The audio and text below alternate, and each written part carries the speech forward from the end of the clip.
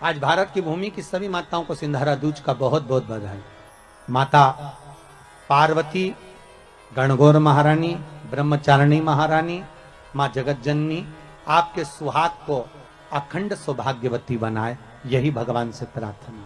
कि बच्चे पूछते मम्मी गणगौर कौन है, तो कहना पड़ता शंकर पार्वती। मम्मी शंकर जी तो जटा बांधते हैं, तो इनने साफा क्यों पहना, तुर्री क्यों लगाई, जरीदार कपड़े क्यों पहने, तो कहना पड़ेगा शंकर भगवान और पार्वती शिव महापुराण के यजमान बने थे, तब उन्होंने ऐसे कपड़े पहने। 16 श्रृंगार मां पार्वती ने 16 दिन तक करा, 16 संस्कार शिवजी ने 16 दिन तक करे। इसलिए हिंदू धर्म में गणगौर 16 दिन की। और शंकर और पार्वती जब कथा सुनने के लिए चले तो 33 कौटी देवताओं की धर्म पत्नियों ने अच्छी अच्छी साड़ियां पहनकर दरवाजे से उनको बुआरा है, झाला दिया है। इसलिए गणगौर में आज भी झाला दिया जाता है। तो पार्वती जी ने कहा भोलेनाथ, हम कथा सुनने के लिए जा रहे हैं, ये देवियां झाला दे रही हैं, आप कुछ वर दे दीजिए। शंकर जी कहते हैं जो गणगौर को झाला देगा उसका अखंड सौभाग्य होगा। चैत्र के महीने की ये सिंधारा दूज है। आज नवरात्रे की चैत्री नवरात्रे में जो दूज होती है इसको सिंधारा दूज कहते हैं। कौन सी दूज कहते हैं, जम के बोलिए। सिंधारा दूज। सिंधारा दूज का मतलब यह होता है कि कल है तीज, जिसको हमारे यहां गणगौर तीज कहते हैं। शंकर और पार्वती 16 दिन तक तैयार हुए थे और तैयार होने के बाद शिव और पार्वती शिव महापुराण के यजमान बनकर जा रहे थे। तो कल का दिन है वो। कौन सा दिन है कल का? गणगौर तीज का दिन, कल का दिन। चैत्र के महीने में जो शुक्ल पक्ष की तीज आती है, वो चैत्री नवरात्रे में जो तीज की तिथि होती है, उस दिन शंकर और पार्वती शिव महापुराण के यजमान बनकर कथा सुनने के लिए गए थे। 16 दिन तक पार्वती और शंकर का श्रृंगार होता है। उसमें से आज का दिन सिंधारा दूज का होता है। क्यों सिंधारा दूज कहते हैं? सिंधारा दूज का मतलब क्या है? क्यों हिंदू धर्म में सिंधारा दूज मनाई जाती है? किस लिए? आज पूरे भारत की भूमि पर कई माताएं हाथ में मेहंदियां लगाती हैं, चूड़ियां पहनती हैं, सुंदर चुनड़ी पहनती हैं, मां ब्रह्मचारिणी का पूजन करती हैं, माता का आराधना करती हैं। सिंधारा दूज, उसका कारण केवल इतना सा है। सिंधारा दूज का मतलब यह होता है कि चंचुला देवी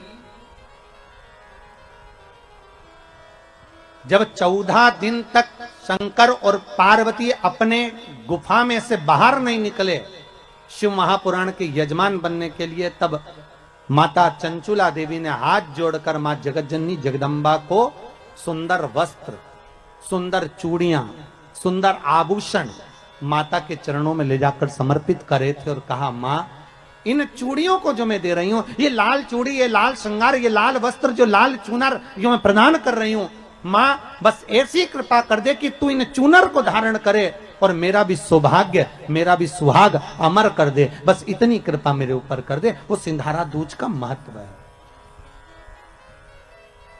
वो सिंधारा दूज का महत्व।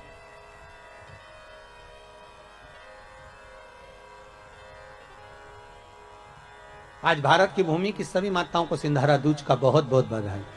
माता पार्वती, गणगौर महारानी, ब्रह्मचारिणी महारानी, मां जगत जननी आपके सुहाग को अखंड सौभाग्यवती बनाए, यही भगवान से प्रार्थना। आपके घर में छोटा सा शिवलिंग विराजमान, निवेदन है जहां पर भी शिवलिंग आपके घर में विराजमान है, अगर छोटी सी कटोरी में एक बेलपत्र को आप नीचे रखिए, छोटी सी कटोरी उस बेलपत्र के ऊपर रखकर उसमें थोड़ा सा मधु, शहद, शंकर भगवान की साक्षी में शिव जी के सामने अगर शुक्रवार की शुक्रवार रखना प्रारंभ कर दो, धीरे धीरे संपदा की वृद्धि अपने आप होना प्रारंभ होगा। आप लोगों से निवेदन है कि शिव जी को अपना पिता मान। जिस दिन शंकर भगवान को अपना पिता मान लिया, उस दिन शंकर भगवान अपनी बेटी को जिंदगी में कभी दुखी नहीं देख सकते, दुखी नहीं देख सकते। और शुक्रवार के दिन माता लक्ष्मी के लिए अग्नि में आहुति दीजिए। महाराज, शाम के समय पर सूर्यास्त के पहले शिव महापुराण की कथा कहती है, अग्नि पुराण कहती है, नर्मदा पुराण कहती है, लिंग पुराण कहती है कि बेलपत्री के वृक्ष के नीचे, नीचे तो नीचे वो भी जाने दो, यहां तक वर्णन किया शिव महापुराण में तो कि बेलपत्री का जो फल होता है ना,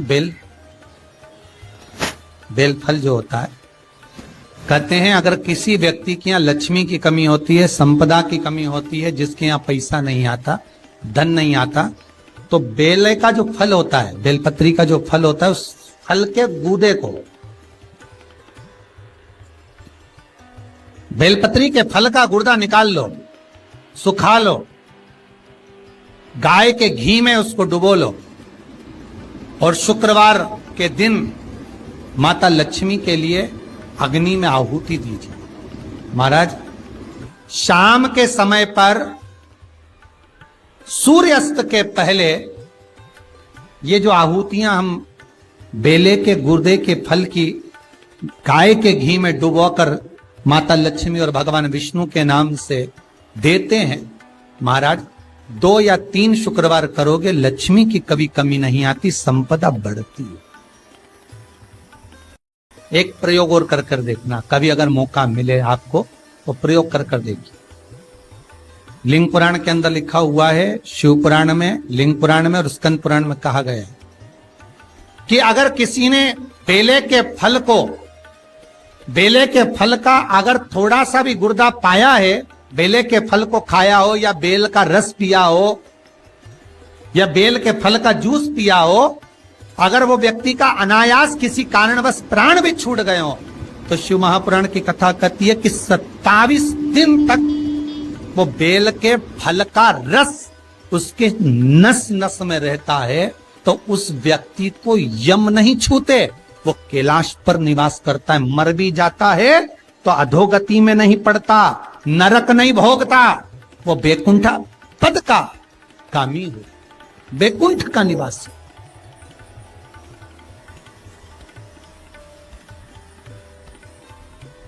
बैकुंठ का निवास।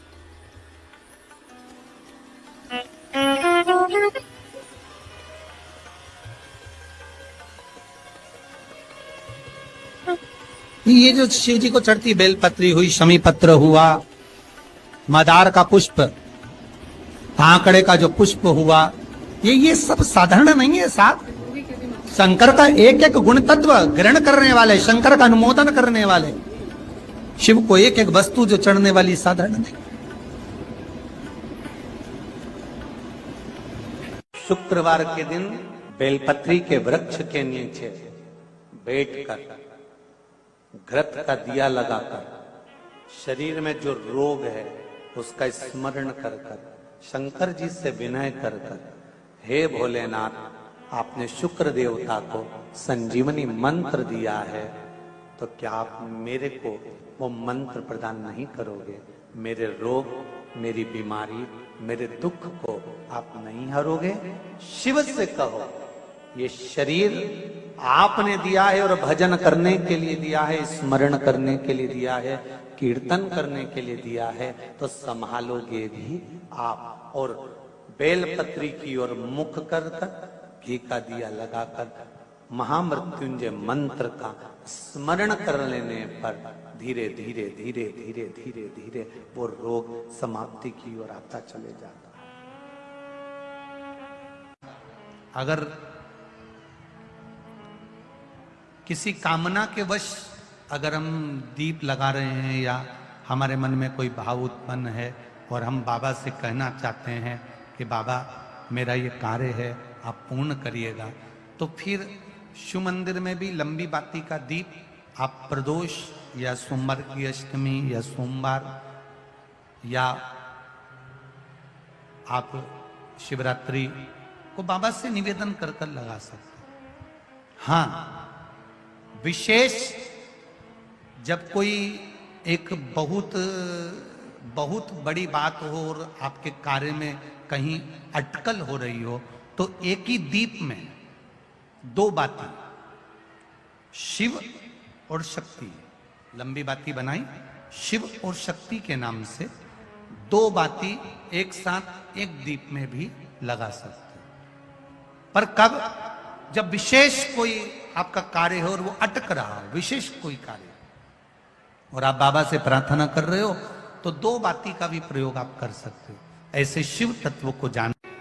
जिसके घर में संपदा की कमी होती है, जिसके घर में कर्जा बढ़ जाता है, लक्ष्मी नहीं आती, बहुत टेंशन की जिंदगी जीता है मनुष्य, व्यापार चल नहीं रहा, बहुत तकलीफ का जीवन चल रहा होता है, तो आज भी नियम है महाराज कि सोमवार, शुक्रवार, ये 2 बार ऐसे हैं, इन 2 बार को यदि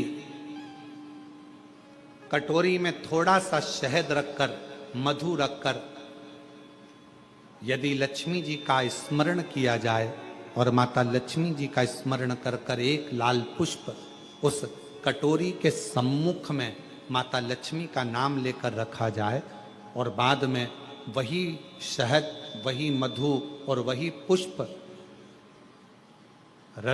सोमवार का दिन और शुक्रवार के दिन लक्ष्मी का पूजन कर कर, स्मरण कर कर, दूसरे दिन शुक्रवार के दिन पूजन करें, शनिवार के दिन उस मधु का, उस पुष्प का विसर्जन करें, सोमवार के दिन पूजन करें लक्ष्मी जी का स्मरण कर कर, और मंगलवार के दिन अगर विसर्जन करें, 5 या 7 सोमवार या शुक्रवार को यदि आप मधु का भोग लक्ष्मी जी को लगाना प्रारंभ कर दें, शिव का नाम स्मरण कर कर, तो उसके घर में कभी संपदा की कमी नहीं होती। लक्ष्मी उस संपदा को